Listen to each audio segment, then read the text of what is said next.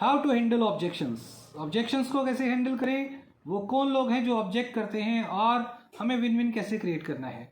ऐसी बहुत सारी चीज़ों के साथ एक नए टॉपिक को लेके आया हूँ मैं, Manish Sharma, on inspiring leaders.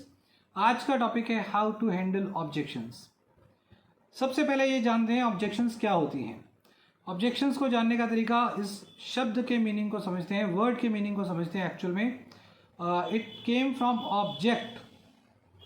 Object का अर्थ है कि कोई आपकी बात से सहमत नहीं है, या फिर डिसएग्रीएंस, डिसअप्रूवल, वो आपको जाहिर करता है।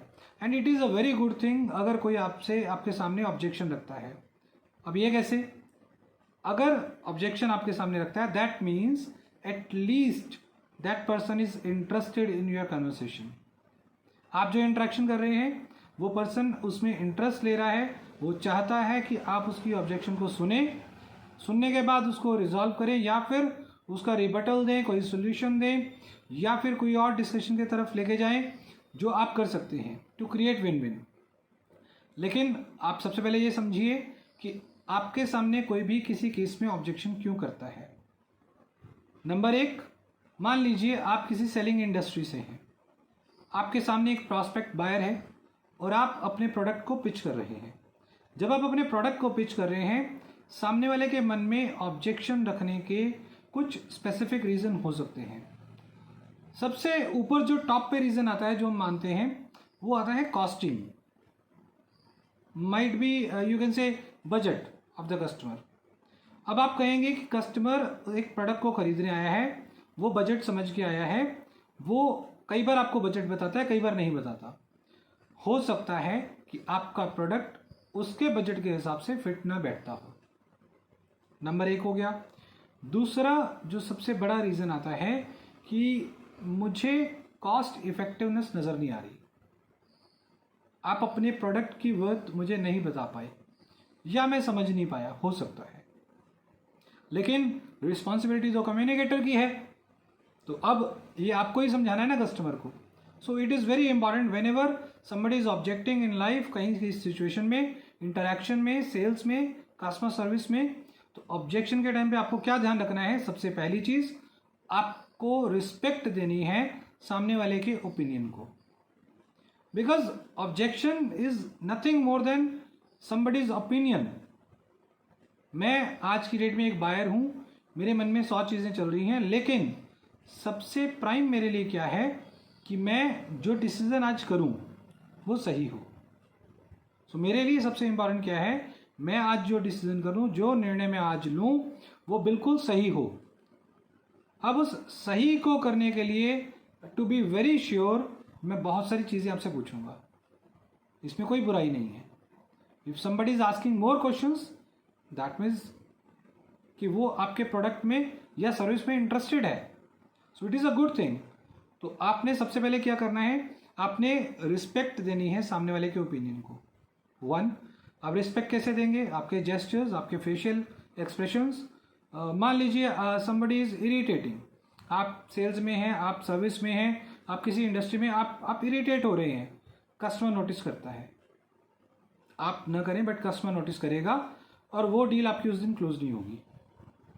तो आपको क्या करना है, रिस्पेक्ट देनी है, चेहरे के एक्सप्रेशंस बहुत स्मूथ रखने हैं, कहीं कहीं पे थोड़ा सा स्माइल रहेगी, कहीं कहीं सीरियसनेस आएगी।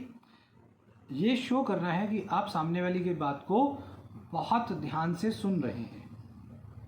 मैं दोबारा रिपीट कर रहा हूँ, क्योंकि मैंने ये नहीं बोला एक्टिवली सुनना है, वो तो सुनना ही है, लेकिन ये शो भी करना है सीरियसनेस के साथ कि आप सामने वाले की बात को ध्यान से सुन रहे हैं। और जब आप सुनेंगे, समझेंगे, उसके बाद आपको सोच समझ के, first you have to think, then respond.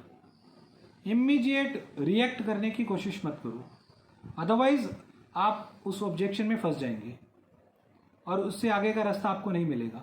Because एक भी क्वेश्चन अगर सेल्स डील के अंदर अनआंसर्ड रहता है, आप जवाब नहीं दे पाते हैं, तो अल्टीमेटली आपकी वो डील क्लोज नहीं होगी। आप जिस भी इंडस्ट्री में हैं, एक बार अपनी इंट्रैक्शंस को याद करिए, जहां कस्टमर ने कोई सवाल करा, आपने उसका जवाब दिया, नहीं दिया, डाइवर्ट किया, और उन केसेस में क्या हुआ। So if you want to handle the objections, objections को, पहले तो ओपिनियन को रिस्पेक्ट दीजिए, ध्यान से सुनिए, शो भी करिए कि आप सुन रहे हैं विथ सीरियसनेस, अंडरस्टैंड करिए, थिंकिंग चलाइए, इंटेलेक्चुअल पार्ट समझिए उसको, केस को। फिर ऑल्टरनेटिव्स जो आपके माइंड में आते हैं उसमें से best suitable alternative you have to answer to the और रिस्पॉन्ड टू द कस्टमर। यही लाइफ के अंदर है। Whenever you are into relationship, आप फैमिली के अंदर है, परिवार के अंदर बहुत सारे रिश्ते होते हैं, कई बार मनमुटाव होते हैं, कई चीज़ों में जब हम इकट्ठे बैठते हैं तो ऑब्जेक्शंस आती हैं परिवार के अंदर। वहाँ पे भी हमें बहुत समझदारी से इन पैरामीटर्स पे काम करना है। So this is the best way, मैं ये कहूँगा। और इसके बाद एक एग्जांपल आपसे शेयर करता हूँ। मैं 2-3 ऑब्जेक्शंस लेता हूँ। 1, मैंने कहा जी आप ब्लेजर इंडस्ट्री में, अपैरल में हैं, customer is there in the store and वो कहता है जी ब्लेज़र जो है बहुत कॉस्टली है। जो मैंने पहले भी आपको बताया कि हो सकता है उसके बजट में फिटमेंट ना आती हो, या फिर आप उसकी वर्थ नहीं बता पाए। ये सेम कैटेगरी की नंबर ऑफ एग्जाम्पल्स लगाइए और इन 2 पैरामीटर पे चेक कीजिए, दोनों में से कौन सी मिसिंग है, तो आपको अपना आंसर मिल जाएगा। So this is for today's video. Thank you so much. Thanks for watching. If you like the video, like, comment and share this video. Thank you.